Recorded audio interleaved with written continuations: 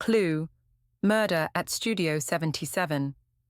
Hollywood sparkled under the glitz of flashing cameras and glittering gowns, but behind the scenes of Studio 77, jealousy, resentment, and ambition simmered like a ticking time bomb.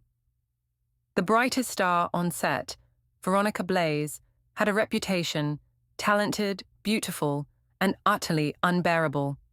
Known for stealing the spotlight, sabotaging roles, and leaking rival secrets to the press, she had just landed the lead role in Galactic Lovers, a coveted role every actor and director in the studio had fought for. On the night of the wrap party, Veronica never showed up. By dawn, she was found dead, sprawled across the Roman set throne, an award smashed into her skull. The suspects were already on the lot. One of them had killed the queen of the silver screen. Mr. Green, a slick studio executive who wanted Veronica out of her contract. Rumor has it she was blackmailing him. Mr. Mustard, a sleazy paparazzi who followed Veronica's every move.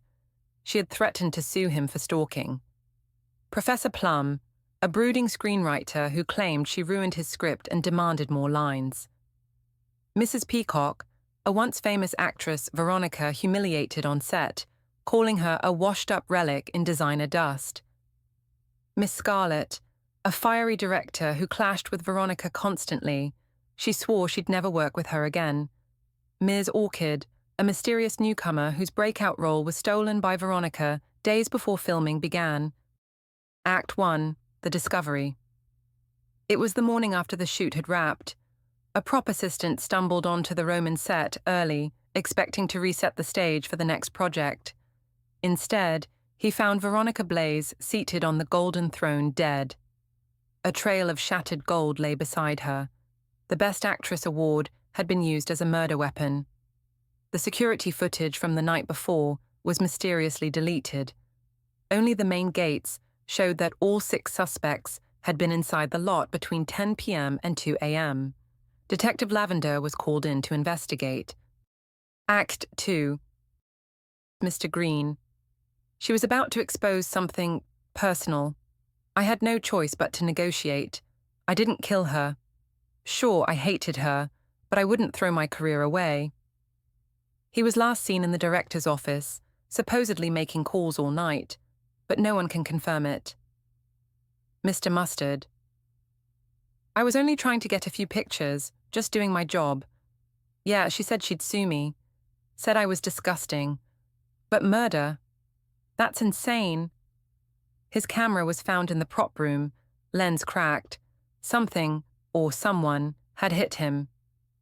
Professor Plum, she mocked my work, gutted my script to glorify herself. She even had my lead rewritten for her own ego. He was seen storming out of the editing room, where he was told the studio was cutting more of his scenes. Mrs. Peacock, she was a little snake, a viper in heels. But I didn't kill her. I was in the dressing room, rehearsing lines from my old films. I missed the applause. Feathers from her costume were found on the Western set, even though she denied being there. Miss Scarlett. She made a mockery of every scene I directed. Constant takes, constant drama. I told her I'd bury her career, not her body. Her assistant claimed she was alone in the director's office, but her fingerprints were found on a wrench in the prop room. Ms. Orchid, she took everything from me. My first role, my breakout chance. I cried in the cinema all night, but that doesn't make me a killer. A piece of purple silk from her gown was found tied around the pistol on the sci-fi set.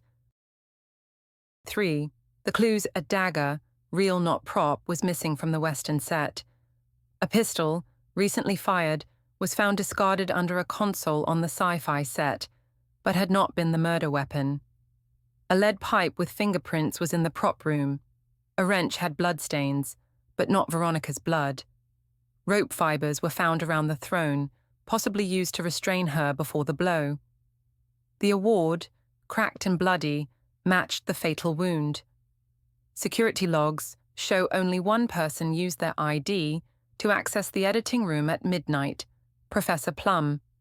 But the editing system showed a spliced clip added after that, of Veronica's audition tape being erased.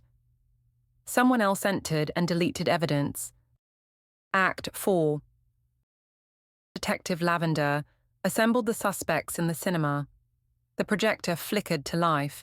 A single frame played, Veronica arguing with someone, the audio distorted, but clear enough. Veronica, touch my film again and I'll make sure no one ever works with you. Pause. The screen cut out. Lavender turned. The killer is Miss Scarlett. Gasps echoed. You hated her. You fought with her. And in a moment of rage, you followed her to the Roman set, where she had been rehearsing a private monologue. You brought the award, maybe to mock her, but you lost control. Afterward, you tied her to the throne with rope, smashed her head in, and tried to wipe your prints. But your fingerprints were on the wrench. Why? You had staged a prop malfunction earlier in the sci-fi set, an excuse to retrieve a tool. You thought ahead, but not enough. Scarlett stood in silence. She ruined my film, my vision. She laughed in my face. I begged the studio to fire her, but they wouldn't.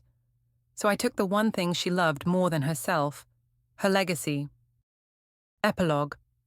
Miss Scarlett was arrested. The studio buried the story, calling Veronica's death an on-set accident. But whispers still float down Sunset Boulevard. At night, in Studio 77, some say you can hear footsteps echoing through the Roman set, followed by a soft laugh.